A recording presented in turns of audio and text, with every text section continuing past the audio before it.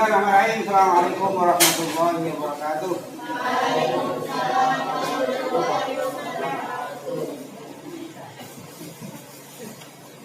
Bismillahirrahmanirrahim. Alhamdulillah Mustafa Muhammadin sallallahu alaihi wasallam wa ala alihi wa sahbihi wa dzurriyyatihi wa alihi wa sahbihi ajma'in. Wa usulima wa nasbahima lahumul Fatihah.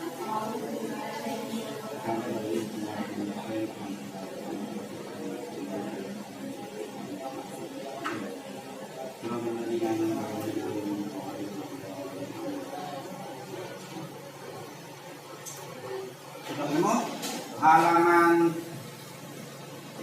panopennya Bapak halaman 8. Ketemu udah? Ini halaman 17.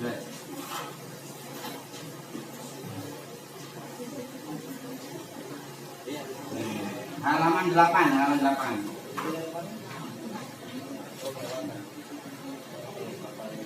Sudah.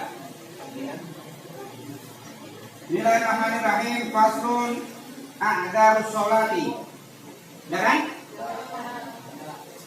A'dzarus sholati utawi piro-piro alasan udzur. Udzur itu ya udzur. Udzur atau alasan ya. Piro-piro udzuri sholat iku isnani. Maksudnya gini, ada nanti sholat kita itu kelewat.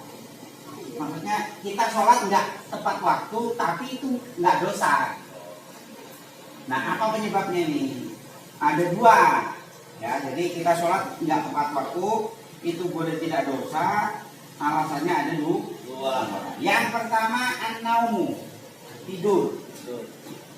Nah, ini ngomong tidur itu paling panjang bahasanya. Yang kedua wanisyanu lan lupa. Jadi satu tidur, satu lupa. Nah, cuma nanti tidurnya ini tidur yang bagaimana? Misalnya ini, yang pertama, misalnya kita tidur jam 10 pagi. Tidur jam 10 sampai asal misalnya jam 3 persis misalnya. Sampai kita bangun jam 3 kurang 2 menit. Itu kan waktunya hanya wudhu. Buat wudhu kan? Waktunya hanya tersisa buat wudhu doang. Bagaimana kalau begitu? Ya udah tetap sholat aja, tapi menjadi kodokan. Tapi kodok kita yang ini tidak kita dosa karena kita dalam keadaan tidur. Kecuali misalnya tidurnya begini sembrono. Tidur sembrono ini begini. Udah tahu dengar adzan, ngomong apa tidur. Tidur dulu lah. Padahal dia tahu semalam begadang, kalau dia tidur nanti bakal bablas. Nah itu nggak boleh ya, masalah itu nanti ya, jadi masalah. Atau yang kedua misalnya begini, kita tidur sebelum waktunya sholat jam 10 tadi, andai kan kebablasan itu nggak apa-apa, dimaklumi. Dimaklumi. Maksudnya sholat yang kita kerjakan keluar dari waktu itu menjadi tidak dosa. Nah nanti dijelasin lebih lanjut. Yang kedua lupa. Nah lupa itu sama. Lupa itu maksudnya kalau lupa itu nggak sembrono. Sembrono itu jangan misalnya gini, main catur kalau lagi seru kalian ingat kanan kiri apa enggak? Enggak ingat. Dan denger dia lewat aja, begitu ingat tahu-tahu umur udah lewat. Nah itu dosa kalau gitu. Tapi kalau lupa itu ya lupa yang kita nggak rekayasa gitu. Jadi kita sibuk ngapain yang misalnya kayak kerja atau ngerjain PR misalnya, ngerjain tugas, kurang serius. Tahu-tahu udah lewat. Nah nggak apa-apa itu. Itu kategori lupa yang tidak apa. Nanti dijelasin lebih lanjut tidurnya. Sekarang kita lanjutkan dulu. Kemudian yang berikutnya, faslul syurutus sholati samaniyatun. Maksudnya syarat-syarat sahnya sholat. Jadi sholat sahnya itu bergantung pada ini. Apa itu? Yang pertama toharatul hadatsaini. Yang pertama adalah kita harus suci dari dua hadas. Jadi populer lah ya. Hadas kecil, hadas besar. Jadi kalau kita tadi habis buang air, ya wudhu dulu. Atau kalau yang ibu-ibu, bapak-bapak, habis sama istrinya sama suaminya mandi dulu. Jadi hadas itu harus lepas dulu. Kalau enggak nanti sholatnya nggak ada gunanya. Kemudian yang berikutnya wat-taharatu anin najasati fit taubi adalah harus suci dari najis bajunya. Nah, baju itu maksudnya apa? Baju itu adalah semua yang dipakai. Berarti baju, celana, peci, atau hal yang dibawa. Nah ini biasanya. Misalnya tanya gini, Pak Yusuf ngimami masjid, karena pengen keren, pakai apa itu? Pakai ini, pakai stiker, pakai mic. Ada kabelnya panjang, ya kan? Kabelnya panjang. Kabel yang ujung di kucing misalnya. Kata sholatnya Pak Yusuf. Karena itu termasuk hal yang dibawa. Meskipun dia nggak ikut gerakan Pak Yusuf. Jadi Pak Yusuf gerak itu kabelnya ujung kan nggak ikut gerak itu. Tapi karena dia nyambung sama mic yang dibawa Pak Yusuf, tahu sampai ujung itu kena najis, Pak. Nah itu jelas dia. Jadi maksudnya pakaian di sini ya pakaian yang menutupi auratnya dan sekaligus apa yang dia bawa. Misalnya kantongnya.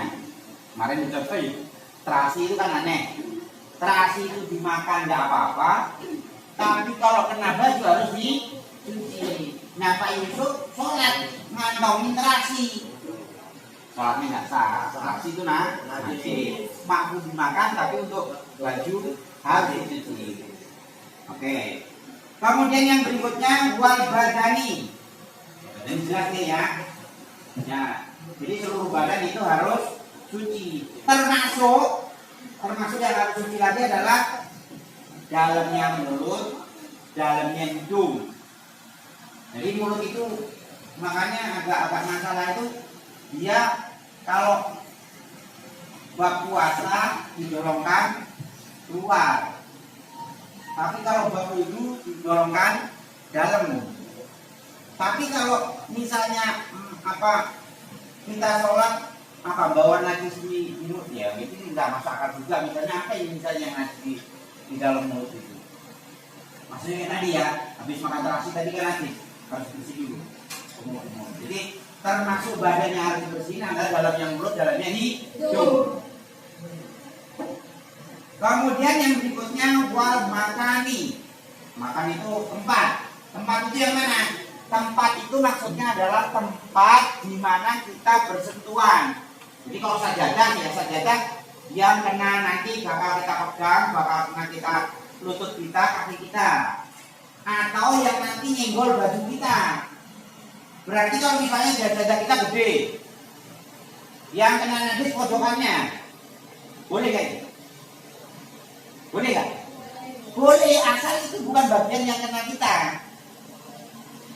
Gitu ya. Bagian sujud kita, bagian tangan, bagian lutut, atau kalau misalnya kita pakai mukena kan, itu mukena kita nggak sampai ini najis itu. Itu maksudnya tempat itu ya. Jadi kalau misalnya najisnya di ujung, atau sajadahnya tebel, nah di situ ada najis misalnya, telet-telet banyak tuh, tapi kering. Udah kita sholat di atasnya, nggak sampai ke atas kan, nggak sampai ke atas, nggak masalah. Gitu ya, jelas tuh. Kemudian yang berikutnya wasatrul aurati. Satrul aurati itu menutup aurat. Menutup aurat itu berarti kalau laki-laki antara pusar sampai lutut. Kalau perempuan berarti seluruh bagian tubuh kecuali muka sama telapak tangan. Nah, nutupnya pakai apa? Nutupnya itu adalah pakai sesuatu yang kulit itu nggak kelihatan warnanya. Jadi orang ngobrol itu seberapa? Ya ke Pak Yusuf lah.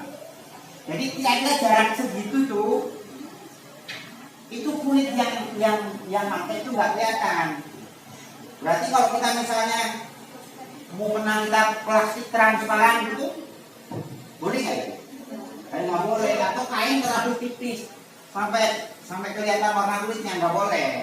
Jadi ukurannya adalah kulitnya nggak kelihatan. Nggak kelihatan itu misalnya orang putih nggak kelihatan putihnya, atau kalau orang hitam nggak kelihatan kulit hitam. Gitu ya. Berarti kalau kita sholat pakai celana jeans boleh nggak? Boleh nggak? Boleh apa enggak? Boleh. Boleh. Kata kitab ini yang penting yang ditutupi itu adalah warna kulitnya.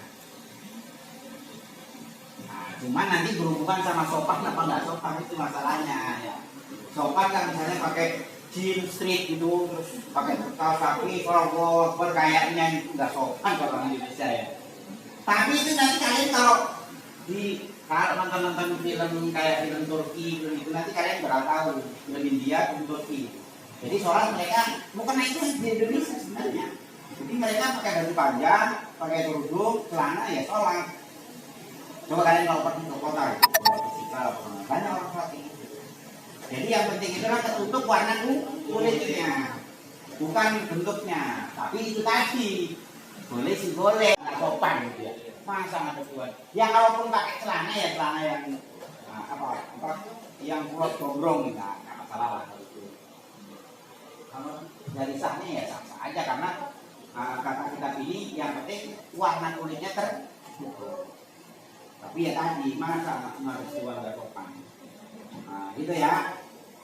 Kemudian yang berikutnya, menutup aurat tadi ya. Bagaimana kalau auratnya terbuka? Misalnya kita sholat pakai sarung. Angin kenceng dari belakang.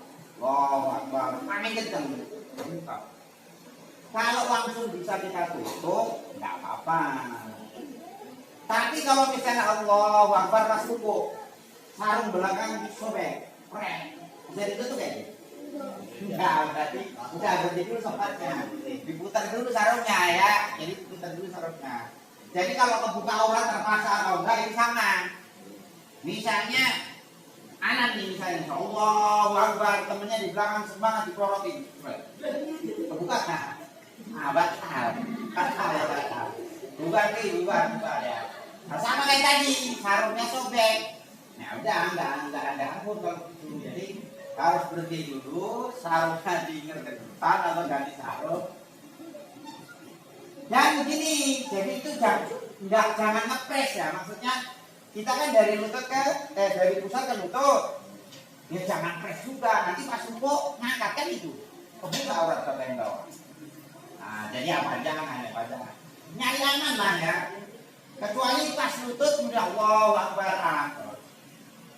Nah si Fikri misalnya tahu, wah ini akan gimana sholat, begini kan ruko kan kebuka, sama dia misalnya dikasih sarung lagi.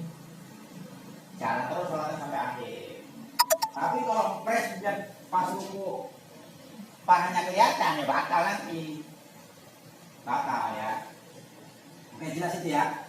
Jadi kalau auratnya terbuka, buru-buru bisa ditutup, sholatnya jalan terus. Tapi kalau nggak bisa, ya otomatis berhenti, benerin sarungnya.